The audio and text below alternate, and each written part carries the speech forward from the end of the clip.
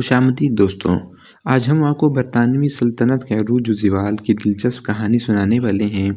یہ ایک ایسی کہانی ہے جس میں طاقت، فتح، سازشیں اور جرأت کی داستانیں چھپی ہوئی ہیں۔ تو چلے شروع کرتے ہیں۔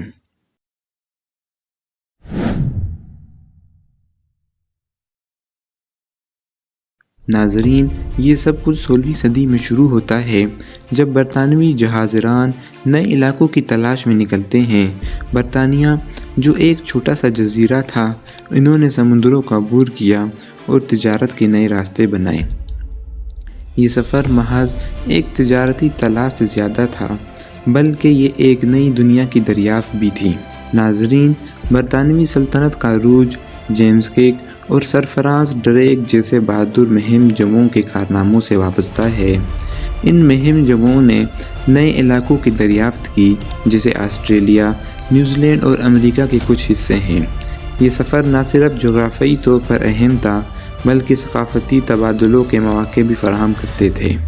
لیکن برطانوی سلطنت کی تاریخ محض فتح کی داستان نہیں، بلکہ یہ مشکلات اور مزاحمت کی کہانی بھی ہے۔ 1775 میں امریکی کالونیوں نے برطانوی ٹیکسوں کے خلاف بغاوت کی۔ اس جنگ کو امریکی جنگ آزادی کہا جاتا ہے اور اس نے برطانوی سلطنت کو بڑا نقصان پہنچایا۔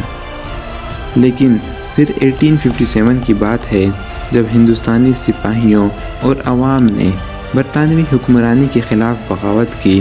اس بغاوت کو غدر کہا جاتا ہے، اور اگرچہ برطانویوں نے اس کو دبا دیا، لیکن اس نے ان کی حکمرانی کے طریقے کو ہمیشہ کے لیے بدل دیا۔ ہندوستانی بغاوت نے برطانوی حکمرانوں کو مجبور کیا کہ وہ اپنی پالیسیوں پر دوبارہ غور کریں اور مقامی آبادی کے ساتھ بہتر تعلقات قائم کریں۔ ناظرین، 19ویں صدی کے آخر اور 20ویں صدی کے آغاز میں برطانوی سلطنت نے افریقہ کے بیشتر حصوں پر قبضہ کر لیا۔ یہ دور نیو امپیریلزم کے نام سے جانا جاتا ہے، جس میں برطانویوں نے نئے علاقوں پر قبضہ کیا، وہاں کے قدرتی وسائل کا استحصال کیا اور مقامی آبادیوں کو غلامی میں جکڑ لیا۔ ناظرین، برطانوی حکمرانی کے تحت زندگی مختلف تھی۔ کچھ لوگوں نے برطانوی انفراسٹرکچر اور تعلیمی نظاموں سے فائدہ اٹھایا، جبکہ دوسرے لوگوں کو اقتصادی استحصال اور ثقافتی دباؤں کا سامنا کرنا پڑا۔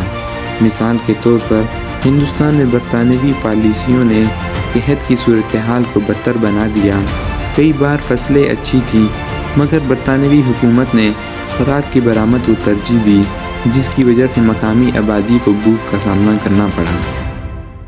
ناظرین، افریقہ میں بھی یہی صورتحال تھی۔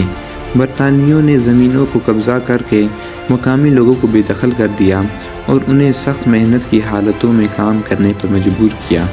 دوسری جانب کچھ لوگوں نے برطانوی کنٹرول کی وجہ سے مقامی تنازعات کے خاتمے اور جدید طبی سہولیات سے فائدہ اٹھایا۔ ناظرین، 20ویں صدی کے آغاز میں قوم پرستی کی تحریکوں کا عروج ہوا۔ مہاتما گاندھی اور قائد اعظم جیسے لیڈروں نے لوگوں کو آزادی کی تاریخ دی۔ گاندھی جی اور قائد اعظم کی عدم تشدد کی تحریک نے دنیا بھر میں ایک نئی مثال قائم کی۔ انہوں نے لوگوں کو متحد کیا اور برطانوی حکمرانی کے خلاف عدم تعاون کی مہم چلائی۔ دوسری عالمی جنگ کے بعد برطانوی سلطنت اقتصادی طور پر کمزور ہو گئی تھی۔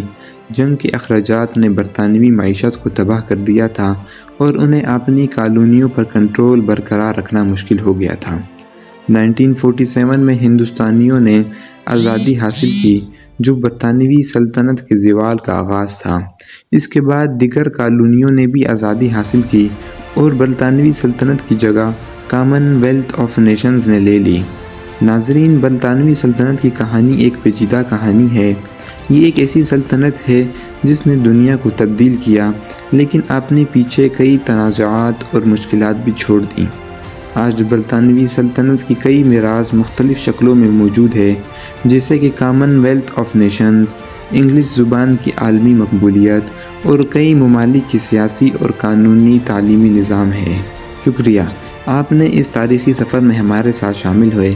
اگر آپ کو یہ ویڈیو پسند آئی ہو تو ہمارے چینل کو لائک، سبسکرائب اور بیل آئیکن پر کلک کرنا نہ بھولیں، تاکہ آپ کو مزید دلچسپ تاریخ کی ویڈیو مل سکیں۔